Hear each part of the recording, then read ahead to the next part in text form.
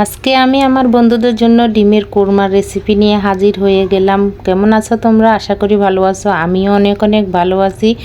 ডিমের কোরমা আজকে বানাবো, তো সেই রেসিপি তোমাদের সাথে শেয়ার করব। তোমরা তো অনেকভাবে ডিমের কোরমার রেসিপি খেয়েছো, তো আমি আজকে বিশেষ একটা জিনিস দিয়ে ডিমের কোরমাটা বানাবো।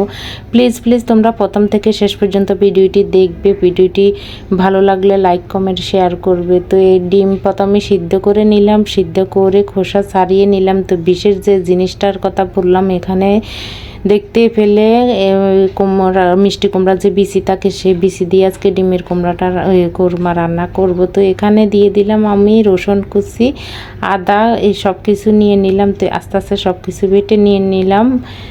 এই প্রথমে রসুনই বেটে নিলাম, তো কাজু, কাঠবাদাম আর দিয়ে দিলাম জয়ত্রী, পেঁয়াজ, রসুন, আদা, যা যা প্রয়োজন হয় সব কিছুই আমি নিয়ে নিলাম। আর এখন এই যে বেটে নিতেছি, তো বাটাটা হয়েছে আসলে আমার সময় ধরে বাটা লাগতেছে। তো এখানে জয়ত্রী দিয়ে দিলাম, একদম বেশি না, অল্প একটু জয়ত্রী দিলাম। আর এখানে কাজু, কাঠবাদাম দিয়ে দিলাম।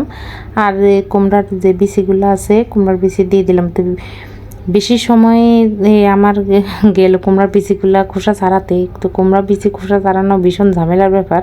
তো অনেকে এই কারণে খেতে চায় না, কিন্তু ভীষণ মজা। যেমনি কুমড়ার বিচি এমনি ভর্তা বলো, ভাজি বলো, সব কিছুর ভিতরে কুমড়ার বিচি ভালো লাগে খেতে। আমি তো ফেলে দিই না, যখনই আমি সময় পাই তখন আমি কুমড়ার বিচিগুলো খোসা ছাড়িয়ে রেখে দিই। তো এখন পেঁয়াজ বেরেস্তা করে নেব। পেঁয়াজ বেরেস্তা করলাম, করে একটু রেখে দিয়ে দেব। তো আর একটু তো বেটে দিলাম, বেশিরভাগে বেটে নিলাম আর সামান্য একটু রেখে দিলাম বেরেস্তার জন্য। তো এই যে বেরেস্তা হয়ে গেছে, এখন তুলে নেব। পেঁয়াজ বেরেস্তা একটু লাল লালে হয়ে গেছে, পেঁয়াজ বেরেস্তা হয়ে গেল। এখন ডিম ভেজে নেব।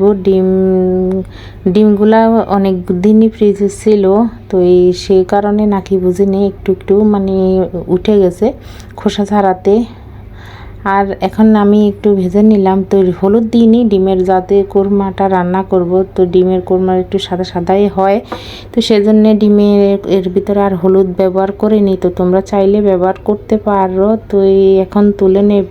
আর একটা কথা, ডিম ভাজতে বেশি আমার কষ্ট হয়। কি কারণে, এই যে ডিম যদি ঠুস ঠুস করে ফুটে না, আমার ভয় করে যে না এই চোখে মুখে পড়ে, সে ভয় আমি ডিম ভাজতে আমার খুব একটা লাগে, ভয় করে। তো এখানে ফোড়নে দিয়ে দেব, তেজপাতা দিয়ে দিলাম প্রথমে, আর এখানে কয়েকটা এলাচ দিয়ে দিলাম। তো এখানে দারচিনিটা ব্যবহার না করলে ভালো হবে। এখানে গোলমরিচ সাদা আর কালো গোলমরিচ দিয়ে দিলাম। এখন দিয়ে দিলাম পেঁয়াজ বাটা। তো বাটতে আমার ভীষণ কষ্ট হচ্ছে, একদম এই চোখের জল, নাকের জল সব কিছু একসাথে হয়ে গেল। তো তোমাদের বন্ধু কার কার পেঁয়াজ কাটতে বাটতে এইরকম অসুবিধা হয় আমাকে অবশ্যই জানাবে। আমার তো খুবই বিরক্তিকর লাগে পেঁয়াজ।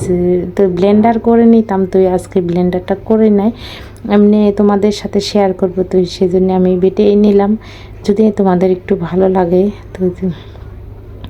তো এখন পরিমাণ মতন লবণ দিয়ে দিলাম। তো বন্ধুরা, তোমরা তো অনেক রকমের ডিমের কোরমা রেসিপি খেয়েছো। তো আমার কাকলি রানী কিচেনে আজকে এই ডিমের কোরমাটা তোমরা প্লিজ প্লিজ রেসিপিটা ফলো করে একদিন হলো বানিয়ে খেয়ে দেখবি, দারুণ কিন্তু এভাবে রান্না করলে। তো এখানে সব কিছু তো দিয়ে লবণ, হলুদ, মরিচ, আর এখানে যে বিশেষ মশলাটা বেটে নিলাম, কাজু বাদাম, কাঠবাদাম, কুমড়ার বিচি, সেটাও দিয়ে দিলাম। আর এখন জল দিয়ে সামান্য খুব ভালোভাবে কষিয়ে নেব, যতক্ষণ তেল না ছেড়ে আসছে ততক্ষণ কষিয়ে নেব।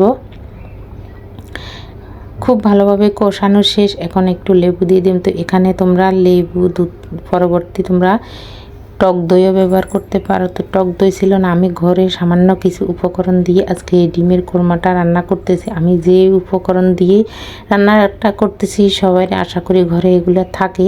তো এগুলা দিয়ে সিম্পল এগুলা দিয়ে মশলা দিয়ে ডিমের কোরমাটা খুবই ইজিভাবে তোমরা বানিয়ে নিতে পারবে, আর খেতেও ভীষণ মজা হবে। তো ছেড়ে আসছে, এখানে একটু চিনি দিয়ে দিলাম, যেহেতু একটু টক টক লাগবে, লেবু দিয়েছি সে, তো একটু চিনি দিলে ভালো হবে। তো এই যে ডিম দিয়ে দিলাম, ডিম দিয়ে খানিক ফুটিয়ে তারপরে আমি নামিয়ে নেব। তো পেঁয়াজ বেরেস্তা আমি একটু দিয়ে দিলাম, উপর থেকে একটু পেঁয়াজ বেরেস্তা দিয়ে তো মিশিয়ে এখন আমি তুলে নেব। তো ডিমের এই কোরমার রেসিপি তোমাদের কেমন লাগলো অবশ্যই বন্ধুরা বলবে, ভালো লাগলে লাইক দিবে।